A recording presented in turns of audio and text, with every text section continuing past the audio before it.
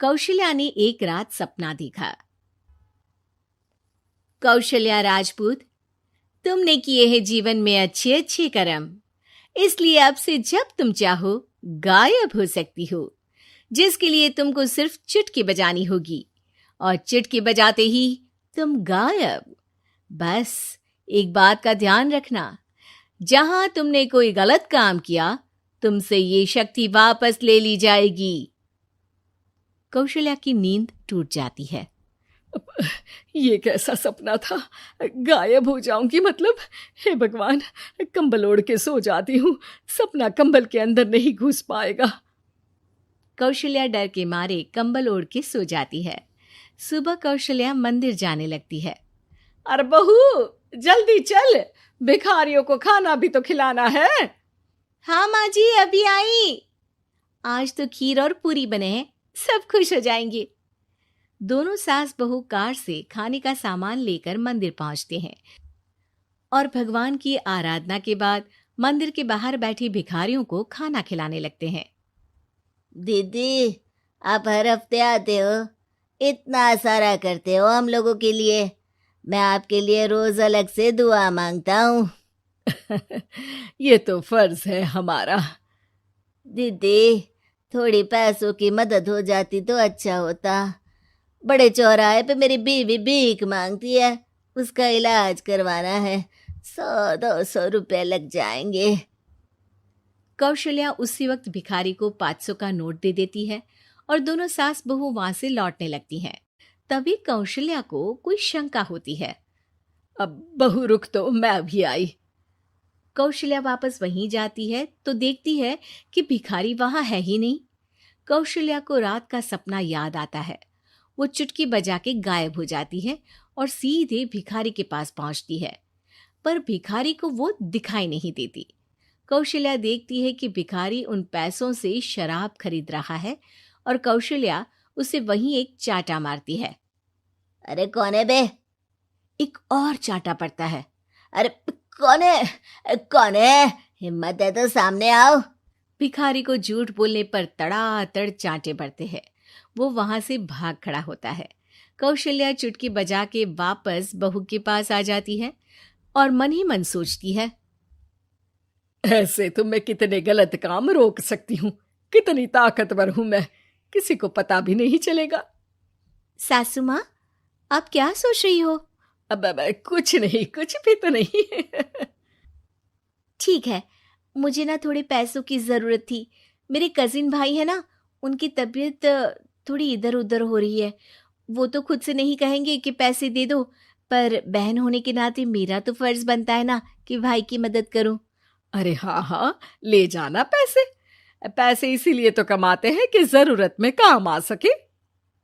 घर पहुंच के कौशल्या अपनी बहू को 10,000 रुपए दे देती है।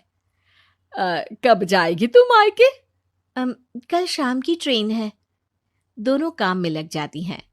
तभी काम वाली दीदी वहां आती है। आज ना मैं आप लोगों के लिए पनीर बनाऊंगी। ठीक है, मंगवा लेती हूँ पनीर। पड़ोस की दुकान वाला पनीर दे जाता है और काम वाली बाई पनीर से रेसिपी बनाने लगती है। आज अपनी सुपर पावर काम वाली बाई पे ट्राई करती हूँ, देखूं तो सही किचन में करती क्या है ये। सास चुटकी बजा के गायब हो जाती है और किचन में पहुंचती है। बाई को खबर भी नहीं है कि कौशल्या भी किचन में ही है। आज तो मैं भी पनीर की सब्जी बनाऊंगी रात को अपने घर, और थोड़ा सा घी भी रख लेती हूँ। वैसे भी कौशल्या बुढ़िया खा खा के मोटी हो गई है। कौशल्या बाई की चोरी पकड़ लेती है और गुस्से में बाई की चोटी ऊपर उठा देती है। बाई को समझ भी नहीं आता कि उसकी चोटी खड़ी कैसे होगी। वो डर के मारे चीख पड़ती है। बहू भागते हुए किचन में आती है। अरे क्या हुआ? ये तुम्हारी चोटी खड़ी कैसे है? करंट लग गया है क्या? पता नहीं, शायद किचन में ना भूत है। बाई वहां से भाग खड़ी होती है और कौशल्या चुटकी बजा के अपने कमरे में टीवी देखने लगती है। बहू वहां जाती है। माँ जी, किचन में ना भूत है, बाई भाग गई। अरे भागने देना, भूत का तो पता नहीं, किचन में चोर जरूर था और वो थी अपनी काम वाली। अच्छा हुआ चली गई। बहू को कुछ समझ नहीं आया। उसने किचन में जो देखा उसके सदमे में जो थी वो अभी तक। अगले दिन बहू अपने मायके के लिए निकल जाती है। कहीं भिखारी और काम वाली की तरह बहू भी तो मुझे धोखा नहीं दे रही। अरे कहीं वो पैसे ले जाके शॉपिंग तो नहीं करने वाली ना। अभी पता लगाती हूँ, मुझसे कुछ छिपा है भला। जैसे भगवान सब देख रहा है वैसे ही मैं भी सब देख रही हूँ। सास को अपनी शक्ति पर घमंड आ गया था। वो अब अच्छे काम करने की जगह अपनी शक्ति का इस्तेमाल खुद का शक मिटाने के लिए कर रही थी। वो चुटकी बजाती ही बहू के मायके चली जाती है। भैया, आपने बताया क्यों नहीं कि इतनी तबीयत खराब है? अरे तेरी सास बूढ़ी हो गई है, इतना भला काम करती है, उनकी मदद कौन करता है? यहाँ तो और भी लोग हैं ना। भैया, मेरे पास कुछ पैसे हैं, आप दूसरे डॉक्टर को दिखा दीजिए ना। अरे मुझे लगता है कि मेरा टाइम आ गया है, मुझे जाना होगा। कमरे में भाई की आत्मा को लेने यमदूत आ चुके थे। कौशल्या भले ही किसी को नहीं दिख रही थी, पर यमदूत ने उसे देख लिया। यही आत्मा है शायद, परछाई दिख रही है, पहले ही तैयार खड़ी है। अरे आप कौन हो? यमराज का नाम सुना है? हैं? आप यमराज हो क्या?